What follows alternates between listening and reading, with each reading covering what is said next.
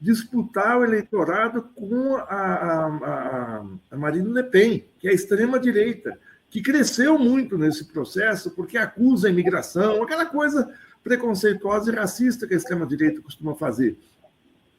E na Alemanha, um país que está entrando em recessão, também a extrema-direita cresce. Agora, qual é o pano de fundo?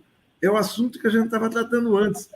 A Europa acabou se tornando uma espécie de puxadinho da OTAN, puxadinho do Departamento de Estado, boicotou o gás russo, tem os seus preços de energia majorados enormemente. A inflação na Grã-Bretanha, por exemplo, na Inglaterra especificamente, está em 10,8% ao ano e subiu em toda a Europa. Então, a piora das condições de vida, a queda das condições de vida, suscita um descontentamento que o fascismo favorece. Eu vou terminar só citando um livro lançado, eu tenho citado sempre, no final do ano passado, por uma jovem professora de economia chamada Clara Mattei, que é professora de Nova York, é uma italiana. O livro vai sair pela Boitempo aqui, ele se chama A Ordem do Capital, como os economistas inventaram as políticas de austeridade e abriram caminho para o fascismo. Ela faz uma longa pesquisa histórica, mas nas entrevistas que ela tem dado, ela tem ressaltado isso. A austeridade fiscal não é uma coisa episódica no capitalismo, é uma maneira de gerir o capitalismo. Agora ele gera frustrações, decepções, perda de confiança no futuro e tornam as populações empobrecidas sensíveis a essa pregação salvacionista do líder fascista. Vamos mudar tudo, vamos mudar a economia, vamos acabar com os gays, vamos acabar com sei lá, uma madeira de piroca, o que for, mas dá impulso para essa demagogia que o Jefferson está falando. Então, é um quadro muito perigoso que a gente está vivendo, mas ele é alimentado pela direita tradicional e até por setores progressistas. Porque o Macron, quer dizer, o Macron é a direita financeira, né? O Macron não é. Mas você tem setores que acabam implantando políticas de austeridade que geram decepção e abrem caminho, de fato, como diz o título do livro, para uma extrema-direita que vem com muita força. Dá tempo de mais uma resposta, Maringoni? Maringoni precisa sair, e aí eu inverto agora para o Miola, porque vou tratar agora de um assunto bastante delicado. Bastante delicado. Vocês dois comentam essa questão de como a social-democracia...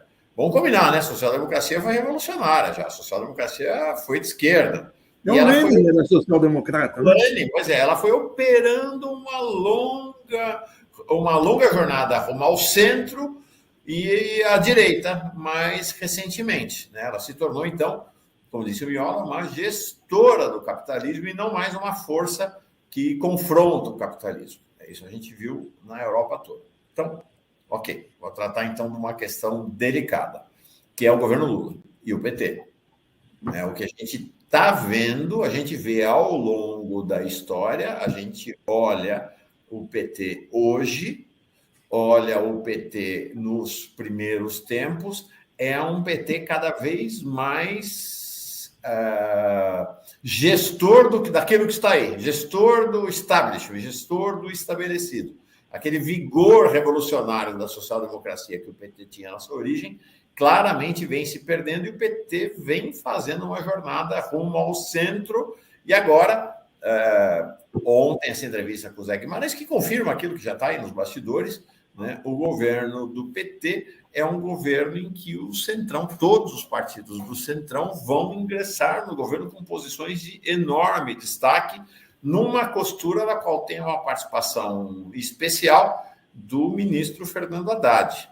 O ministro Fernando Haddad, que trouxe o novo teto de gastos, que é o chamado arcabouço fiscal, e que fez aprovar uma reforma tributária. Importante dizer, as pessoas não estão mencionando. A reforma tributária que foi votada é a reforma tributária feita no governo Temer. É a sugestão que foi armada pelo Baleia Rossi, do MDB, junto com o Temer lá atrás, que é a PEC 2045. Não tem grandes diferenças.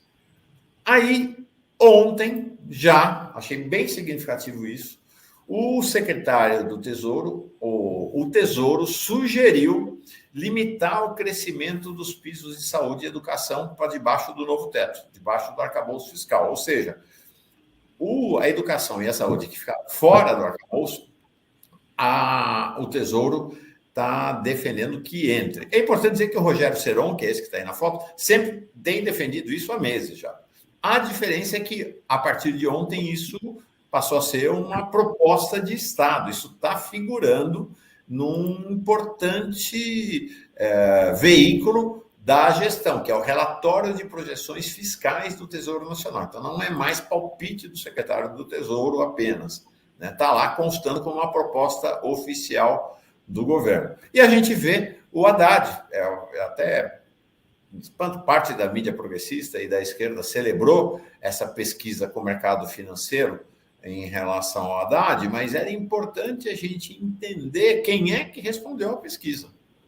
Essa pesquisa está aqui, ó. A pesquisa foi respondida só para vocês terem uma ideia, a pesquisa Focus com o mercado financeiro é com 140. Aqui foram 80. A Quest ouviu 80 pessoas do mercado financeiro, apenas 80 pessoas do mercado financeiro. Essas pessoas, quem são essas pessoas? Quem são essas pessoas?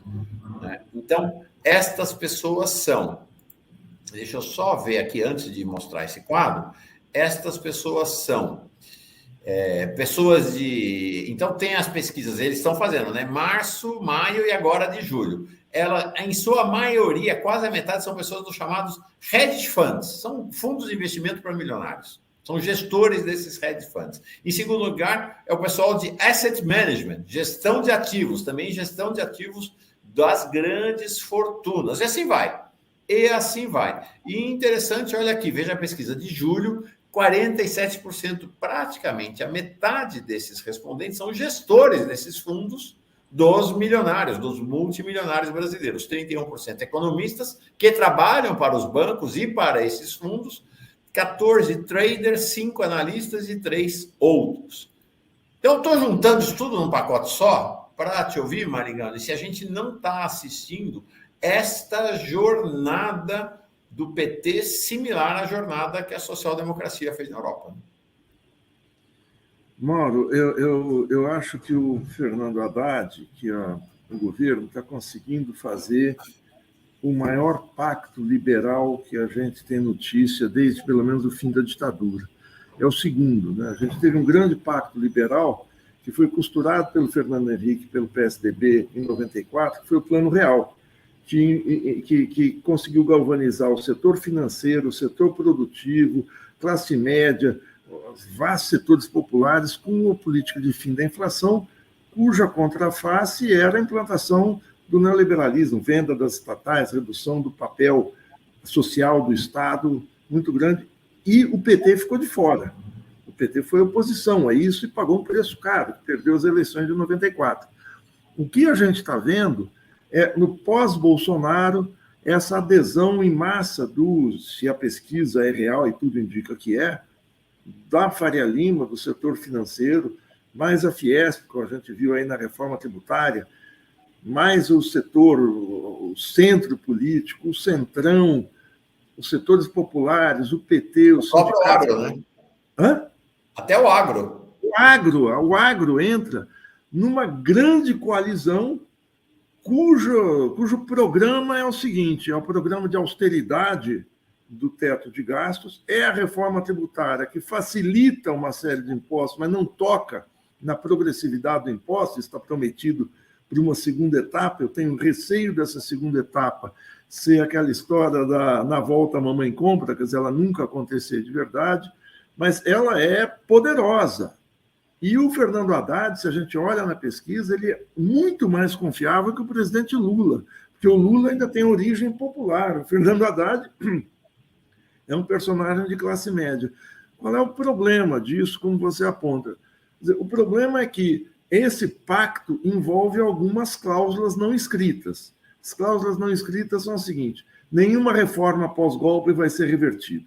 Então, nem reforma trabalhista, nem reforma da Previdência, nem independência do Banco Central, privatização da Eletrobras, transformação da Petrobras numa empresa que beneficia seus acionistas, embora possa ser feito alguma mudança aqui e ali na política de preço, mas ela não volta a ser uma estatal como era nos governos PT anterior, quer dizer, não se toca na ponte para o futuro, e nós vamos nessa enquanto os tempos forem bons. Quer dizer, pode haver uma expansão, e isso tem por conta da PEC, da transição, que injetou dinheiro na economia, expansão dos gastos, vamos tentar ver aí formalização do emprego, mas não vai haver transformação alguma. Eu não estou sendo pessimista, eu estou pegando aí gente muito melhor que eu e economistas competentes, como Pedro Paulo Zalute Bastos,